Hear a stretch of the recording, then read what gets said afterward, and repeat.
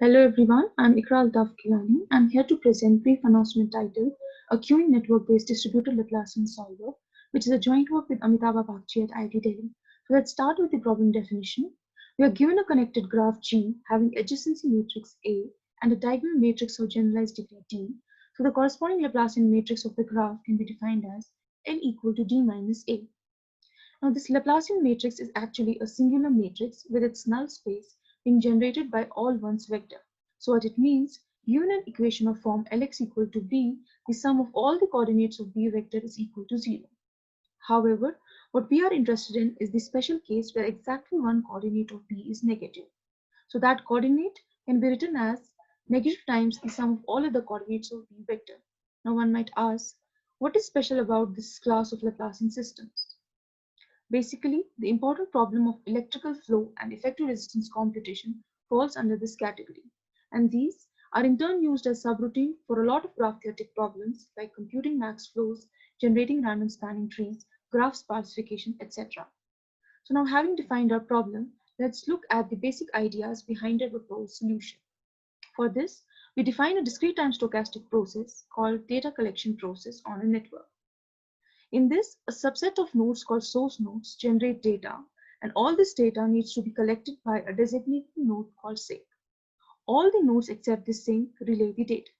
So if we look at the data generation model for the source nodes, it's an independent Bernoulli process with rate beta jv, where beta is a rate parameter and j is a relative rate vector, such that it is positive for all source nodes and 0 for all other nodes except the sink, for which it is negative times the sum of all other coordinates of j vector.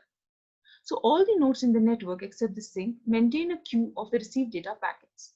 Now let's look at the communication strategy used. At each time t, every node u having a non-empty queue picks a single data packet randomly from its queue and sends it to its neighbor, with probability directly proportional to the edge weight connecting the two nodes and inversely proportional to the degree of node. So on transmission, this data packet gets removed from the sending node, and if the receiving node is a non-sink, it gets placed in its queue. However, if the receiving node is a sink, the packet gets removed from system. So if you look at the data packet movement for this communication strategy, it's a random walk on the graph with transition matrix P. So corresponding to this random walk, the resulting V minus one dimensional Markov chain Qt beta is what we call as the data collection process on G with rate parameter beta. So for this Markov chain, we show that there exists a non-trivial data rate beta star such that the chain is ergodic for all beta less than beta star and non-ergodic for all beta greater than or equal to beta star. So what this means is that there exists a steady state for the data collection process if the beta is small enough.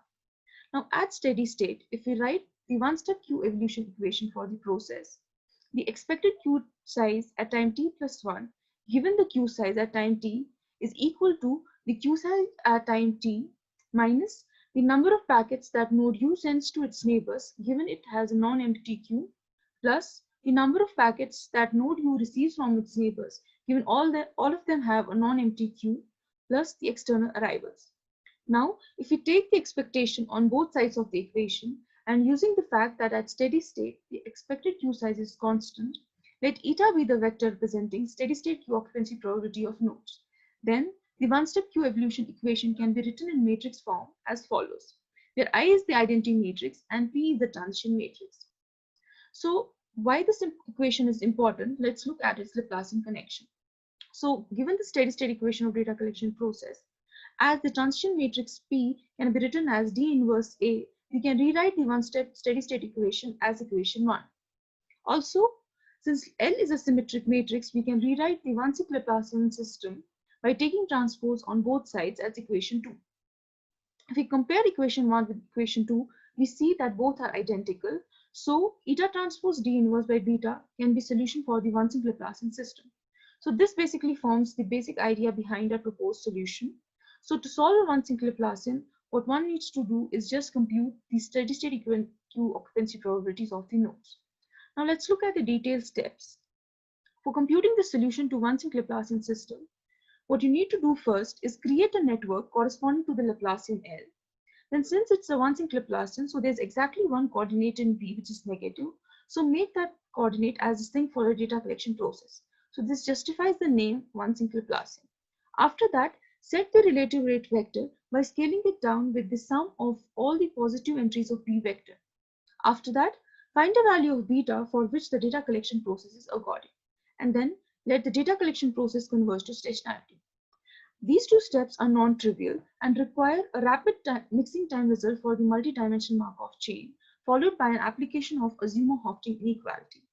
So now once data collection process has converged to stationarity, then measure the eta vector by simply computing the fraction of time steps each Q is occupied. We can formalize these steps in form of an algorithm which we call as the DRWL solve, which presents the guarantees in theorem 1. So now coming to the main result, our algorithm DRWL solve takes these many rounds to find an approximate solution to the one-sink Laplacian system, where t hit is the worst case hitting time of the random walk on the graph. Epsilon 1, epsilon 2 are the polynomially bound error parameters, and kappa is a user-defined granularity factor.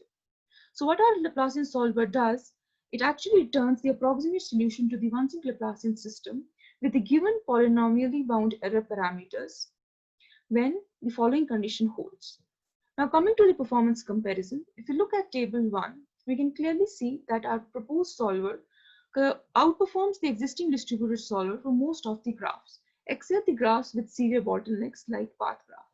Now concluding the presentation, unlike the existing solvers, which are based on complex graph theoretic constructions, or at least matrix vector operations to be performed at nodes, our solver is very simple and just requires a counter at the nodes, thus making it suitable for large networks with low n nodes.